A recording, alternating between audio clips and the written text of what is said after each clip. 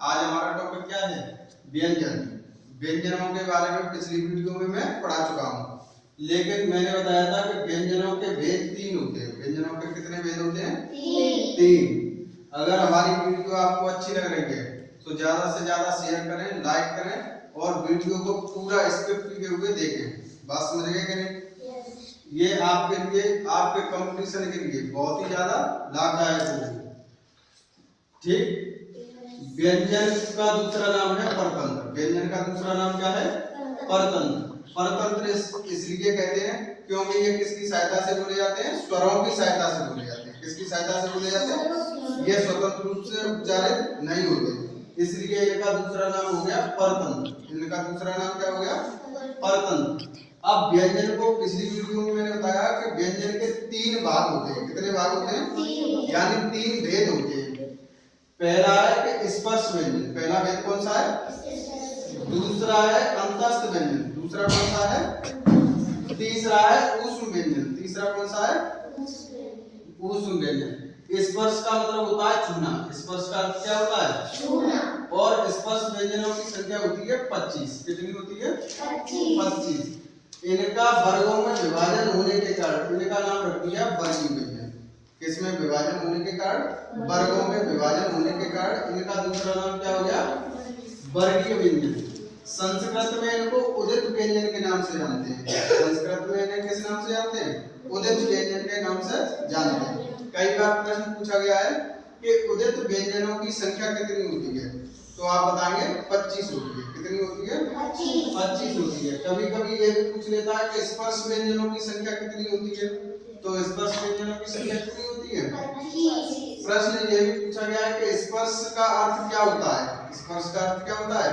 छूना। स्पर्श का अर्थ क्या होता है? छूना। छूना यानी स्पर्श करना, यानी टच करना किसी चीज को। तो जब हमारी जीभ मुंह के विभिन्न भागों को स्पर्श करती है, मुंह के विभिन्न भाग कौन कौन से होते हैं? 5 मैंने स्वर तंत्र में बताई थी। KTM2 ट्रिक के माध्यम से बताई थी। KTM2 इन्हीं भागों को हमारी जीभ क्या करेगी? स्पर्श करेगी। क्या करेगी? स्पर्श करेगी। तो K का मतलब क्या होता है? कंठ। T का मतलब ताल। M का मतलब मूत्र। D का मतलब दंत। O का मतलब ओष्ठ। यानी क वर्ग को जो क च ट त प इनको कहते हैं वर्ग। किस नाम से जानते हैं? वर्ग। जैसे क वर्ग, च वर्ग, ट वर्ग, त वर्ग, प वर्ग। तो कुल कितने वर्ग होते हैं हमारे? 5। कितने वर्ग होते हैं? 5। तो 5 का 5 से मल्टीप्लाई करेंगे तो कितने हो जाएंगे? 25। क्योंकि प्रत्येक वर्ग में कितने वर्ण हैं? 5। प्रत्येक वर्ग में कितने वर्ण हैं? 5। अगर 5 का गुणा 5 से करेंगे तो कितनी संख्या मिलेगी? 25। इस वजह से स्पर्श व्यंजनों की संख्या 25।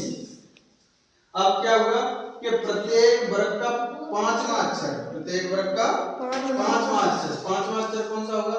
1 2 3 4 5। ठीक है।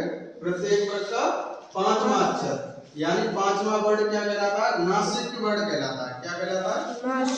नासिक वर्ण होने, या फिर इसको कहते हैं पंचमा अक्षर। क्या कहते हैं इसको? पंचमा अक्षर। पंचमा अक्षर। इतनी बात समझ गए कि नहीं? अब आगे की बात करें अंतस्थ व्यंजन।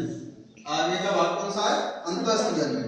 अंतस्थ का अर्थ होता है मध्य में या बीच में। देख रहे होंगे आप, बीच में लिखा है कि नहीं अंतस्थ? तो अंतस्थ का अर्थ भी क्या होता है? मध्य में या बीच में। मध्य में या बीच में। इनकी संख्या कितनी होती है? 4। इनकी संख्या कितनी होती है? 4।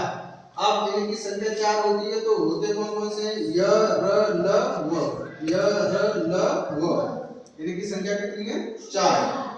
अब कंठ पहला कौन सा है? KTM तो ट्रिक के माध्यम से पढ़ चुके हैं। तो के का मतलब कंठ। कंठ को हम छोड़ देंगे। कंठ को हम क्या करेंगे? छोड़ देंगे। तो कंठ के बाद किसका स्थान आता है? ताल। किसका स्थान आता है? ताल। तो यह कहां से बोला जाएगा? ताल से। र कहां से बोला जाएगा? मूर्धा से। टी के बाद क्या आता है? एम। एम का मतलब मूर्धा। तो ल कहां से बोला जाता है? दंत। ल कहां से बोला जाता है? दंत। अभी हम इनको सभी को ट्रिक के माध्यम से याद करेंगे। किसके माध्यम से याद करेंगे? ट्रिक के माध्यम। बात समझ गए कि नहीं? केवल अभी इतना समझ लें कि यह ताल से बोला जाता है, र मूर्धा से बोला जाता है, ल दंत से बोला जाता है। अब इनके घर आमने सामने बने हुए किस किस के? य का और स का। अब स किस में आते हैं? ऊष्म व्यंजन में आते हैं। ये किस में आते हैं? ऊष्म व्यंजन में आते हैं। ऊष्म का अर्थ होता है गर्म। ऊष्म का अर्थ क्या होता है? गर्म। जिन व्यंजनों के उच्चारण में हमारे मुंह से कैसी हवा निकलती है? गर्म हवा निकलती है, उन्हें हम क्या कहते हैं? ऊष्म व्यंजन। क्या कहते हैं हम? ऊष्म व्यंजन कहते हैं। ऊष्म का अर्थ होता है गर्म। ऊष्म का अर्थ क्या होता है? गर्म। इनकी संख्या पूछी जाए तो 4। ऊष्म व्यंजनों की संख्या पूछी जाए तो 4। अब 4 कौन कौन से होते हैं? सीटी वाला स, पेट चीरा स, सपेरा वाला स और हाहन। अब दोनों के घर आमने सामने बने हुए, तो सीधी वाला स किससे बोला जाएगा? तालु से। पेट चीरा स किससे बोला जाएगा? मूर्धा से। सपेरा वाला स किससे बोला जाएगा? दंत से। अब इन दोनों में आपस में क्या हो गई?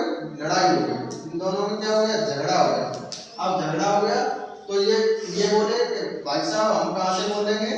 दंत ओष्ठ से बोलेंगे। हम कहां से बोलेंगे? दंत ओष्ठ से हमारा उच्चारण होगा। अब ये बोले महाराज कि हमारा उच्चारण कहां से होगा? कंठ से होगा। हमारा उच्चारण कहां से होगा? कंठ से होगा। इतनी बात समझ गए कि नहीं? अब व का दंत उच्चारण करके देखेंगे तो व बोल के देखो, व तो वो बोल के देखेंगे तो पहले दांत सक्रिय होते हैं। क्या होते हैं? दांत सक्रिय होते हैं। उसके बाद हमारे ओठ सक्रिय होते हैं। बात समझ गए? इस वजह से मिलके बना दंत ओष्ठ। वो का उच्चारण स्थान क्या है? दंत ओष्ठ। यहाँ तक बात समझ गए? अब इन्हीं के बीच में अंतस्थ व्यंजनों में क्या आते हैं? अर्ध स्वर। इन्हीं में से य और व को अर्ध स्वर की संज्ञा दे दी गई। अब ये संज्ञा इसलिए दे दी गई कि य को बोलते समय ई की आवाज निकलती है। किसकी ध्वनि निकलती है? ई। किसकी ध्वनि निकलती है? ई। ऐसे बोलते हैं तो पहले ध्वनि किसकी निकलती है? छोटी। तो ये किसकी ध्वनि से बोला जाता है? छोटी। ई की। और वह किसकी सहायता से बोला जाता है? वह छोटे ऊ की सहायता से। किसकी सहायता से? तो छोटे ऊ की ध्वनि। किसकी ध्वनि निकली इसमें? ई और ऊ। ई और ऊ ये हमारे क्या है? स्वर। ये हमारे क्या है? स्वर। अब ये स्वर है, इसी वजह से इनको अर्ध स्वर कहा जाता है। इसी वजह से इनको क्या कहा जाता है? और वैसे ये किसकी श्रेणी में आते हैं? व्यंजनों की। जब ये उच्चारित हो जाते हैं, य और व हो जाते हैं, तब ये किस में आते हैं? व्यंजन में आते हैं। मेरी बात समझ गए? तो इस वजह से अर्ध स्वर की संख्या कितनी है? 2। अर्ध स्वरों की संख्या 2। य और व। ये कई बार परीक्षा में पूछा गया है कि निम्नलिखित में से अर्ध स्वरों की संख्या कितनी होती है? अब प्रश्न पूछा गया कि निम्नलिखित में से अर्ध स्वर कौन कौन से हैं? अर्ध स्वर कौन कौन से हैं? अब प्रश्न में दे देगा य, व, च, छ, ऐसे करके। समझ गए कि नहीं? ऐसे 4 ऑप्शन होंगे। लास्ट में लिखा हुआ इनमें से कोई नहीं। इनमें से कोई नहीं। तो हमारा आंसर क्या होगा? य और वो कैसे हैं? अर्ध स्वर है। य और वो कैसे हैं? अर्ध स्वर है। यहाँ तक बात समझ गए? अब ट्रिक के माध्यम से कैसे याद करेंगे? ट्रिक के माध्यम से कैसे इनके उच्चारण स्थान याद करेंगे? कि य से हमारा क्या होता है? यार। और यार से लड़ाई हो जाती है तब हम क्या कहते हैं? कि तरुआ फाड़ देंगे। ऐसे बोलते हैं गाँव में? क्या बोलते हैं? कि तरुआ फाड़ देंगे। ऐसे बोलते हैं? तो यार से लड़ाई हो गई तो ताल। तरुआ का मतलब ताल। अब र का मतलब होता है रस्सी। र से रस्सी। और रस्सी कैसी होती है? मुंह से, यानी उसमें कोई जान होती है? नहीं होती है। तो रस्सी कहां से बोली जाएगी? मूर्धा से। समझ गए मेरी बात? अब ला से होता है लड्डू। ला से क्या होता है? लड्डू। और लड्डू हम कहां से खाते हैं? दांत से। दांत से ही तो खाते हो। तो ला से लड्डू। ला से लड्डू कहां से बोलेगा? दंत से। इनका उच्चारण स्थान कहां से होगा? दंत से। अब व का अभी मैंने बताया, व बोलते समय सबसे पहले हमारे दांत सक्रिय होते हैं, फिर उसके बाद हमारा ओठ सक्रिय होता है। व बोल के देखो तो ऊपर के दांत पहले सक्रिय होंगे, उसके बाद ओठ सक्रिय होगा। इस वजह से इसका उच्चारण स्थान क्या है? दंत। उच्चारण स्थान क्या है? दंत ओष्ठ। यानी दांतों और ओठ की सहायता से बोला जाता है। इसलिए इनका उच्चारण स्थान क्या होगा? दंत ओष्ठ। इनका उच्चारण स्थान क्या होगा? दंत ओष्ठ। आ का किससे होगा? कंठ से। अब सा को क्या बोलेंगे? तालु से। सीधी वाले सा को कहां से बोलेंगे? तालु से। अब पेट सी का सा है, अगर हम किसी का पेट फाड़ दें, क्या करते हैं? पेट फाड़ दें तो वो क्या हो जाता है? मूर्छित हो जाता है। क्या हो जाता है? मूर्छित होता है कि नहीं? तो मूर्छित होगा तो मूर्छित से बना मूर्धा, तो वो कैसी अवस्था में होगा? मूर्धा की अवस्था में होगा। सा से सांप होता है। सा से क्या होता है? सांप। और सांप अगर कहीं मिले तो हम उसके सबसे पहले क्या तोड़ते हैं? दांत। दांत तोड़ते हैं कि नहीं? तो सा से सांप, और सांप के दांत तोड़ेंगे तो दंत, यानी सपेरा वाला स कहां से मिलेगा? दंत से। बात समझ गए? स को अगर बोलेंगे तो हमारी जीभ किसको टच करेगी? दांतों को। ऐसे पेट सीधे सा को बोलेंगे तो कहां से बोलेंगे? मूर्धा से। मूर्धा का मतलब होता है जो ऊपर दरारें सी हैं, ऐसे करके देखो पटरी सी बनी हुई है, उसी को कहते हैं मूर्धा। तो ठीक है।